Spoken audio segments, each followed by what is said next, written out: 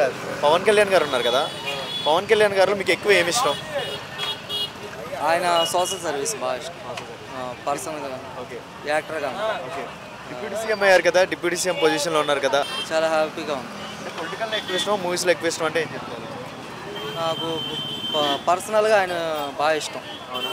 అవును. ఓకే. మూవీస్లో కన్నా కొద్దిగా పొలిటికల్లో ఇంకా బాగా రాణిస్తున్నారని బాగా. పవన్ కళ్యాణ్ గారు మూవీ ఒకటి వచ్చేస్తుంది, అరే అరే వేరే మన మూవీ ఒకటి వచ్చేస్తుంది. ఈ మూవీ ఎలా ఉండబోతుంది, ఏ రేంజ్లో ఉండబోతుంది అంటే ఏం చెప్తావు ఈసారి? అది బాగుంటుంది అన్న, బాగుంటుంది.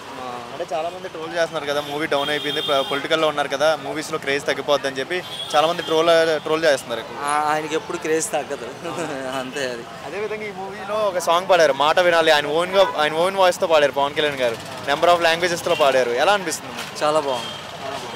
ఈ మూవీ మీద కూడా చాలా మంది ట్రోల్ చేస్తున్నారు కదా, సాంగ్ బాగాలేదు, ఈ మూవీలో సాంగ్ పాడారు కదా మాట వినాలి, దాని మీద కూడా ట్రోల్ చేస్తారు. అవన్నీ వేరే బ్యాచ్ ట్రోలింగ్ చేస్తూ ఉంటారు. అవన్నీ అసలు పట్టించుకోకుండా అక్కడ 1 సెకండ్ అని థియేటర్లో ఓపెనింగ్ చేస్తే అన్ని బద్దలైపోతాయి బాక్స్ ఆఫీస్. పవన్ కళ్యాణ్ కింద లాగేద్దాం తొక్కేద్దాం అన్నట్టుగా చూస్తున్నారు కదా చాలా మంది.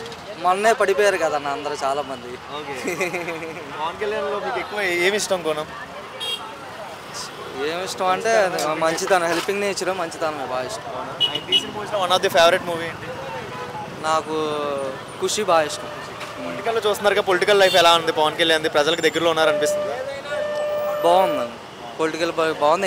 ఇంకా ముందుకు వెళ్తారని కోరుకుంటున్నాను.